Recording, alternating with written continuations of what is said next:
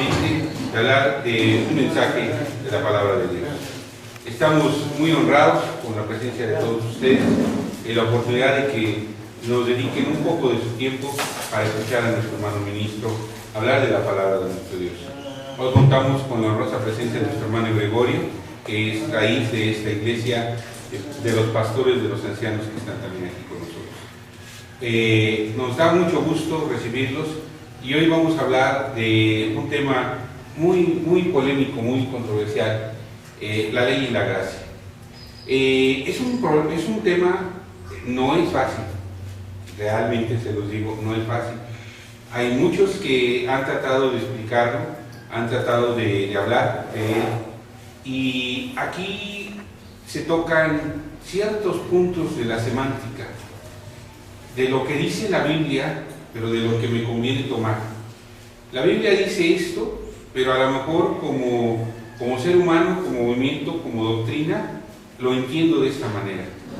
Hay un sinfín de interpretaciones y de entendidos, nuevamente insistiendo hacia lo que al hombre le conviene, hacia lo que al hombre le interesa.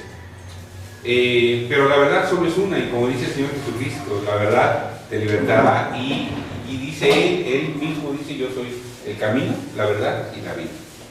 Para esto se necesitan temas, para entender plenamente la ley y la gracia, se necesitan temas básicos de qué es la ley, cómo está conformada, cómo se dio, cómo se entiende, qué hay de vigencia, qué hay de existencia. En las escrituras griegas, evangelios y cartas, ¿qué es lo que nos está enseñando el Señor Jesucristo y el apóstol Pablo referente a lo que es la ley? Sobre todo este último Pablo, con un amplio estudio, y que el mismo Pedro decía que difícil es entender a Pablo, ¿sí? en lo que explica. Bueno, pues todo esto es en sí mismo la ley.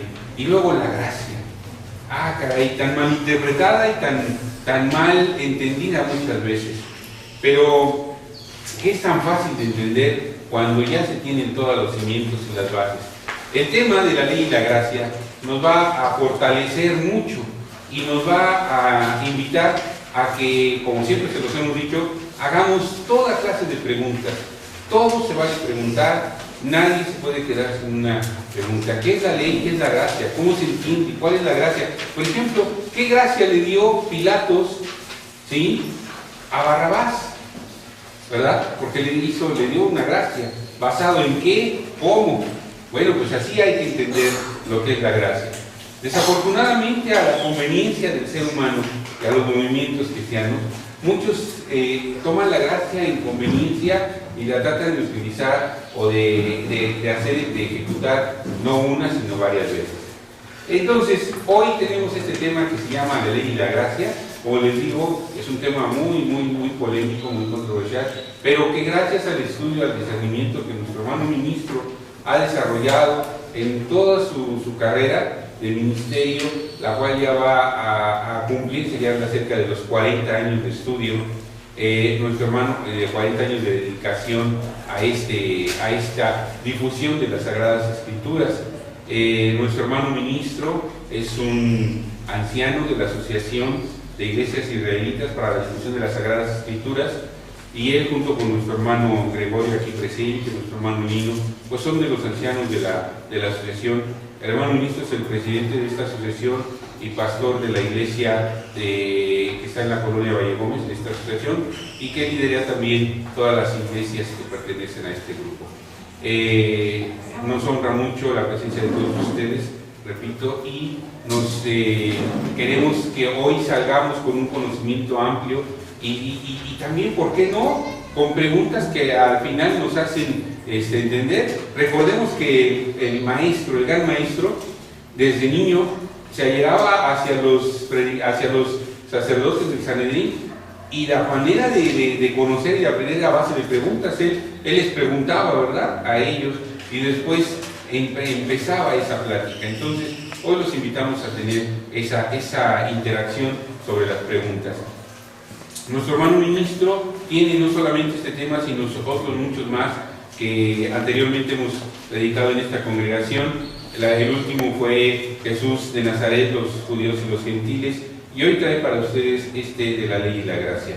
Invitados a todos, hermanos, a que tengan a bien abrir su mente, abrir su corazón y escuchar todas estas cosas que seguramente les dará material para poder discutir, quizás no en esta, sino en otras pláticas que él seguirá atendiendo en esta. Dejo con ustedes, sin mayor preámbulo, a nuestro hermano ministro, director de esta iglesia, y que nos presentará este tema de la ley y la gracia. Después tendremos un receso donde tomaremos algo, y después vendrá la parte complementaria, la verdad doctrinal y las conclusiones. Después de las conclusiones se dará paso a que hagan ustedes todo tipo de preguntas para que podamos tener esta retroalimentación. Recuerden, el propósito de esto no es crear una discusión, ni una polémica, ni una rivalidad. Por todo lo contrario, es precisamente que hablemos, que compartamos el conocimiento, que ustedes, teniendo dudas, podamos ampliar más la enseñanza que para nosotros es el propósito, difundir el conocimiento de las Sagradas Escrituras. Entonces queremos hacer de esta plática una plática amigable, y que tengamos, recuerden, estamos en un país libre y soberano, qué bueno, ¿sí? Qué bueno, porque así nos permite tener en todo una libertad de creencia, libertad de expresión, libertad de doctrina. Sin embargo, creo que todos hemos leído en la Sagrada Escritura lo que dice acerca del Señor Jesucristo. Él es la verdad, el camino y la vida. Con ustedes, nuestro hermano ministro. Amados hermanos, pues me da mucho gusto tener nuevamente la oportunidad de platicar con ustedes acerca de la palabra de Dios. Tengo aquí, el tema principal se llama la ley y la gracia, y los subtemas hay que entender qué es la ley, qué es la gracia. Y luego puse aquí una cosita que la verdad es que no sabía ni cómo escribir. No sé bien cómo escribe cóctel, si es S-O-C-K-tel, algo así, pero bueno, de todas maneras saben que es cóctel, ¿no? ¿Y qué es un cóctel? Pues es una mezcla, ¿verdad? Ya les diré yo más o menos cómo pienso que esto puede ser así, ¿no? Ese cóctel de la alegría. Hasta ahí vamos a terminar. Antes del receso, terminando la ley, la gracia y el cóctel de la alegría, voy a someter a las preguntas que ustedes me pudieran hacer para ver si el tema lo dejamos muy claro, ¿verdad? Porque creo que en el último de los casos lo que se trata es entender con claridad lo que está escrito en la Sagrada Escritura. Como yo siempre les he dicho, nosotros los predicadores no somos más que instrumentos. Hay inclusive una parte que escribió el apóstol Pablo en la primera carta a los Corintios, y habla así, dice, ¿qué somos nosotros? Pues uno siembra, otro riega, pero el que da el crecimiento es el Señor, ¿no? Nosotros no somos más que eso, no somos más que los que sembramos la semillita en el corazón de los hombres y de las mujeres, ¿no? Pero el crecimiento lo da Dios, y el fruto pues lo va a dar Dios también, ¿verdad? Lo da de manera inmediata y a futuro, porque de inmediato en esta vida el que hace la voluntad de Dios tiene bendición de Dios, ¿verdad? Pero tiene una cosa también muy importante, que es la esperanza de la resurrección para reinar con Cristo. ¿O no es así, hermanos? Sí. Sin embargo, yo luego a veces me lamento mucho que la esperanza que mucha gente les está dando pues es falsa, ¿sí? ¿Por qué? Pues precisamente porque se ha manipulado la Sagrada Escritura de tal manera que entiendan lo que no está escrito, aunque pareciera que aquí está escrito, lo que decía nuestro hermano ministro, problemas de semántica, ¿no? Piensa, por ejemplo, que hay una cosa muy pues grande para mucha gente, y para mí muy monstruosa, ¿no? Muchos de las vamos a decir, de los predicadores tienen un tema en el cual hablan de un arrebatamiento de la iglesia. A lo mejor muchos de ustedes están convencidos de que así va a ser, ¿verdad? Que viene Cristo, arrebata su iglesia, y antes de que venga los días de las cosas terribles que van a pasar sobre la tierra, ustedes ya no se preocupen, porque ustedes están allá arriba con el Señor, y nomás están viendo abajo como todos los demás son los que están sufriendo, ustedes no. Bueno, pues sería cuestión de analizar dónde lo dice, cómo lo dice y realmente qué es, si es cierto o no es cierto, cómo va a ser esto, ¿no? Pero ya una vez que ya se ha manipulado el tema, pues mucha gente así lo cree, ¿verdad? Quiero decirles que el tema que les voy a tratar, aunque mucha gente no lo crea, es el más importante de la Biblia, ¿sí? Tan importante es que ya en alguna otra ocasión les he dicho a ustedes, este era un pensamiento obsesivo en un hombre que introdujo esta herejía, pero que además es considerado muy grande. Hay mucha gente, a lo mejor entre ustedes pudiera haber alguno de ellos, que tiene por cosa grandísima, pero grande, la historia de las religiones, a un señor alemán que se llamó Martín Lutero, ¿sí? Y hay mucha gente que a Martín Lutero lo tiene como alguien grande, como a Juan Calvino también, ¿verdad? Como hoy en nuestros días a Juan Pablo II, ¿sí? Y entonces, cuando se hace el análisis de lo que dijo, cómo lo dijo y todo eso, y vemos que no, que son ídolos de barro, ¿no? Que no vieron ninguna cosa que realmente fuera buena. Pero, ¿cuál era el pensamiento obsesivo de Lutero? El pensamiento obsesivo de Lutero lo sacó de un texto de la Biblia que dice que el justo por la fe vivirá. Y no es que el texto esté mal, el texto es perfecto y efectivamente el justo por la fe vivirá. Pero lo que hay que analizar es saber quién es el justo y qué es la fe, ¿verdad? Para ver si realmente somos justos y si realmente tenemos o no tenemos fe. Por ahí, por ese camino fue creando precisamente este tema que decía el hermano ministro, y yo se los reitero. Cuando ustedes van a alguna librería de tipo evangélico, libros sobre la gracia y la fe, la ley y la gracia, hay pero por miles, y le explican qué es la fe, qué es la gracia, y por qué la gracia de Jesucristo y eso, y en fin, y los convencen realmente de que el tema es magnífico, ¿no? Pero nosotros vamos a desglosar de acuerdo a lo que les decía aquí, a los subtemas. Primeramente, ¿qué es la ley? ¿Verdad? La ley se debe de entender de dos maneras, una parcial y una total. Los judíos le llaman a la ley la Torá, y la Torá para los judíos encierra los 5 primeros libros, ¿sí? Génesis, Éxodo, Levítico, Números y Deuteronomio. El conjunto conforman la Torá, la ley, ¿sí? Pero dentro de esta ley hay varias leyes, ¿sí? Hay la ley de la alimentación, la ley de las uniones prohibidas, la ley del levirato, ¿sí? Y una ley que es muy importante, que es la ley de los sacrificios. Vamos a empezar por esta parte, leyéndoselos en la Sagrada Escritura. Dice el 7:37, este 7:37 del libro de Levítico es un resumen de los 7 capítulos, ¿sí? Dice el 7:37, esta es la ley del holocausto, del presente y de la expiación por el pecado y de la culpa y de las consagraciones y del sacrificio de las paces, ¿sí?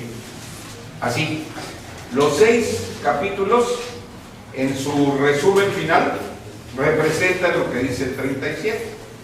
Otra vez les leo. Dice, esta es la ley del holocausto, del presente y de la expiación por el pecado y de la culpa y de las consagraciones y del sacrificio de las paces, ¿sí? O sea, no, el total de la ley es el todo, y esta es una parte del todo, que es la ley precisamente, como dice aquí, la ley de los sacrificios por el pecado. Pero en principio, para entender con un poquito más pues vamos a decir, de contenido teológico, necesitamos primeramente ver cómo lo manejan muchos grupos e inclusive algunos rabinos, ¿no? Nos dicen que la ley fue dada en el Sinaí. Esto no es tan real, ¿sí? Porque en el Sinaí hay una revelación de Dios hacia el pueblo de Israel.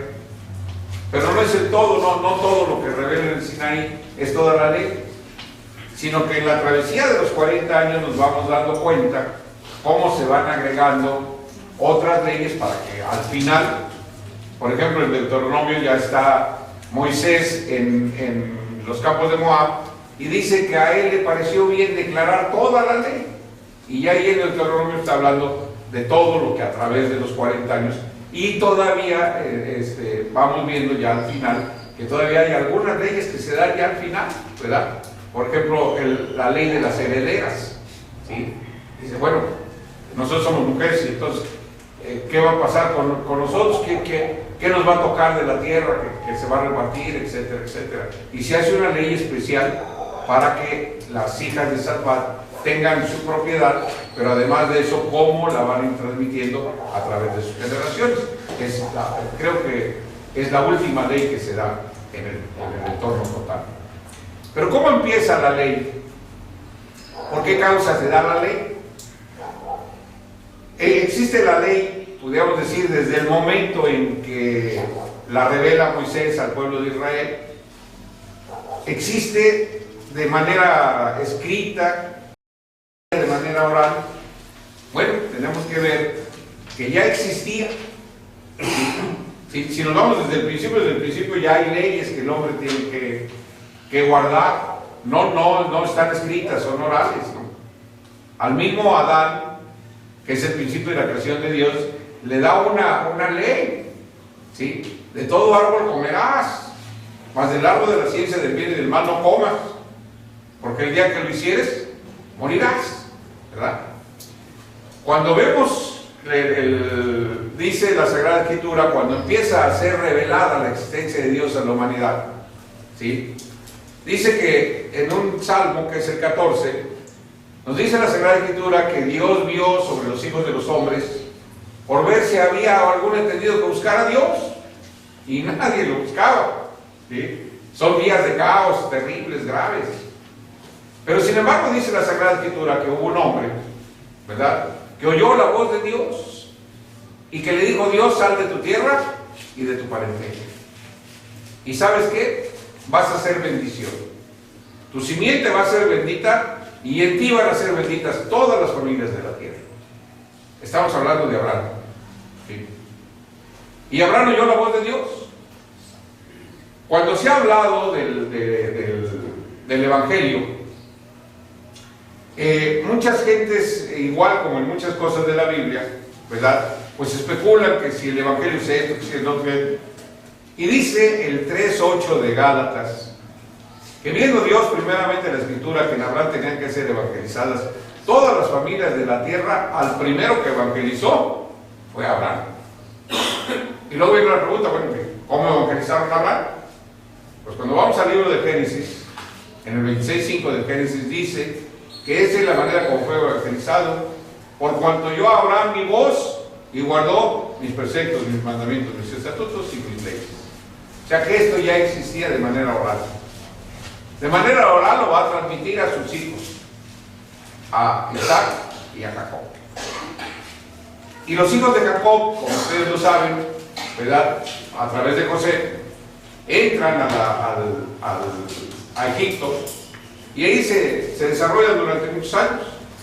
Pero a pesar de que va la transmisión de generación a generación de los mandamientos, preceptos, estatutos y leyes, de todas maneras el pueblo de Israel, como lo dice el profeta Ezequiel, se contaminan de las prácticas de las aberraciones del pueblo egipcio.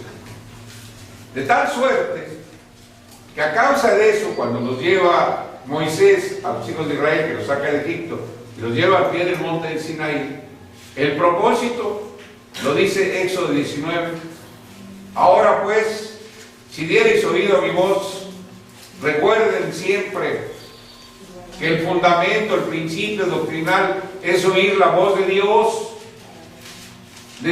hermanos. Yo puedo ser un hombre muy letrado, muy conocedor, todo lo que ustedes quieran, pero yo no.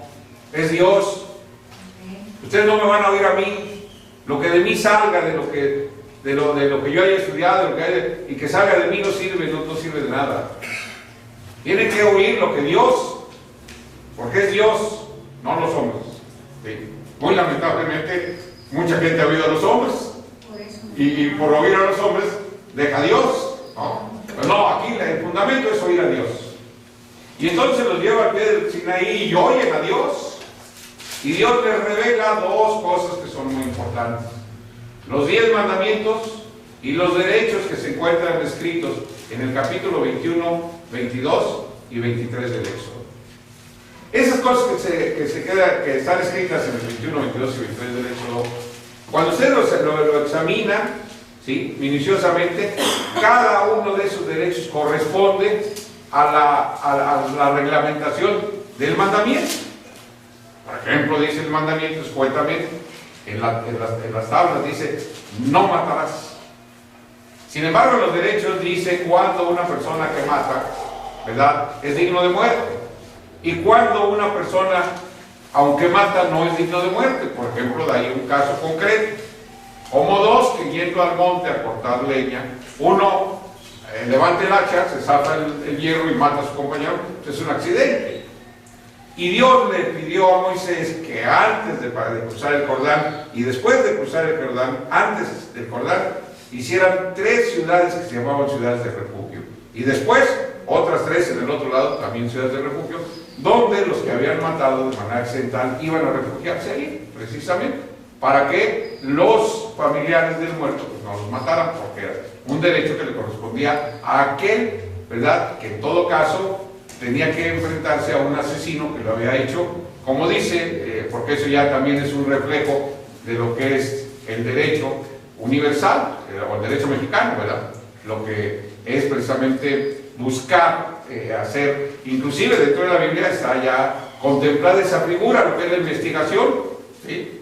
Y ya una vez que hay agravantes, atenuantes, etcétera, etcétera, bueno, pues se va dando esa situación de lo que es la justicia.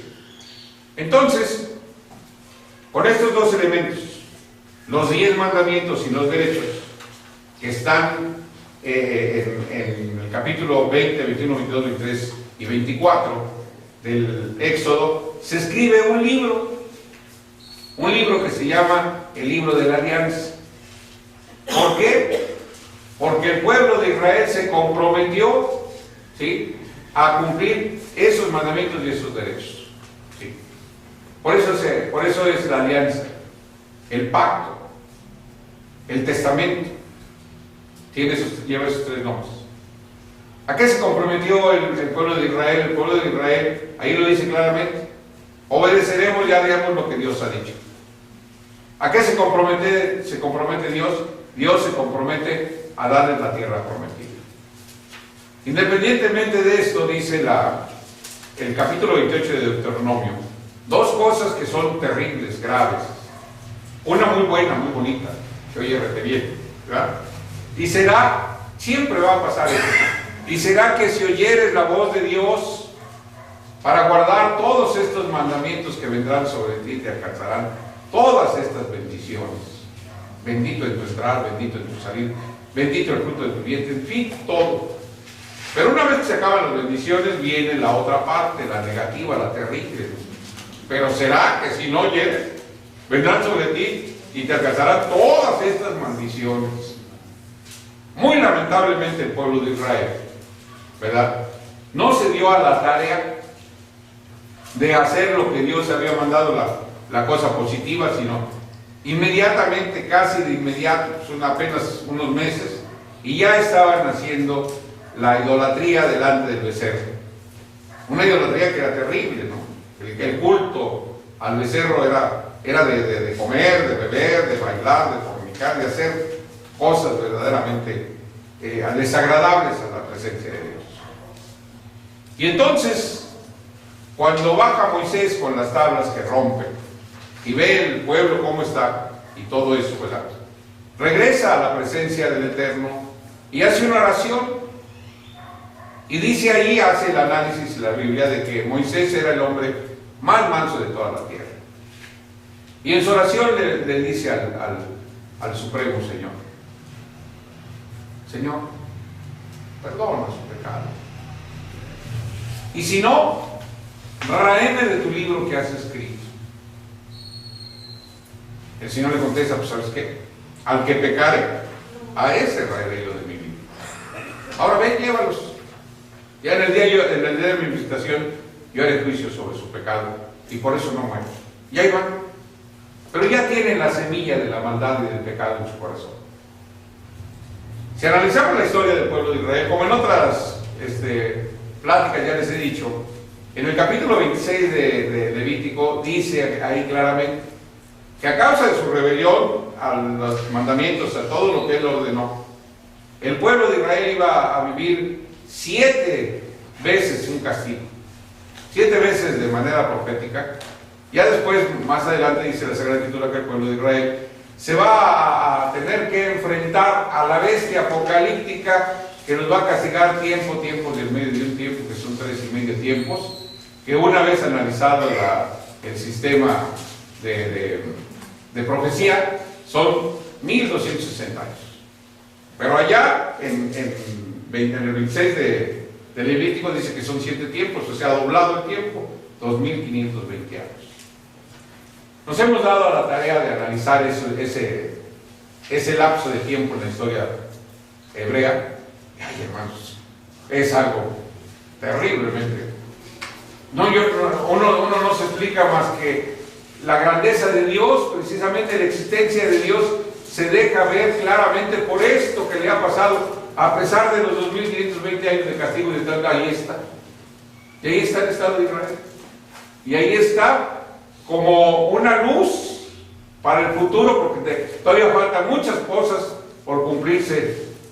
Todo esto se los hablé a ustedes en un tema anterior que les di sobre la teología judeocristiana, en donde hablábamos que la dividíamos en 3 partes, ¿verdad? La doctrina, la profecía y la escatología. La escatología, que nos habla de los tiempos finales, es la que nos dice cómo va a ser todo esto y cómo el pueblo de Israel y la ciudad de Jerusalén van a ser la base precisamente del desarrollo de las cosas finales.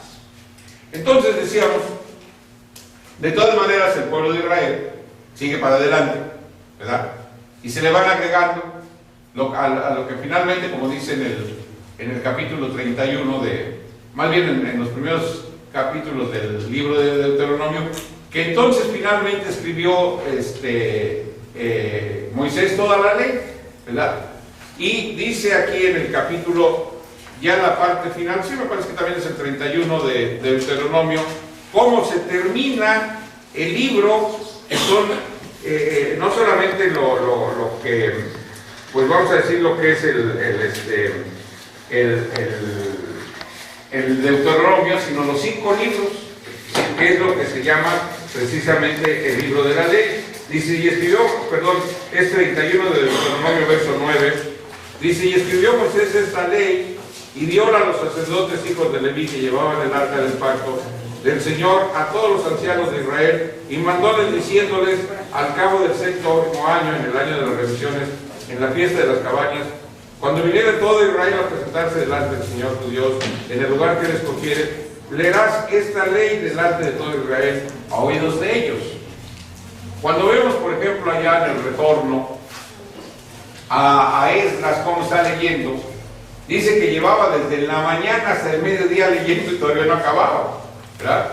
Porque había que leer todo, ¿sí? Y de todas maneras, en esa lectura, que dice que se hacía cada 7 años en la fiesta de las cabañas, de todas maneras, cuando vemos en Deuteronomio 6, ahí dice que todas estas cosas, el padre de familia tenía que hablarle a los hijos, dice, cuando te acuestes, cuando te levantes en el camino, etcétera, etcétera. O sea, había que estarlos educando dentro de todas estas cosas. Esto es exactamente lo que vemos de lo que representa, de lo que es la ley, ¿verdad? Si vamos a analizar la otra palabra, la otra parte,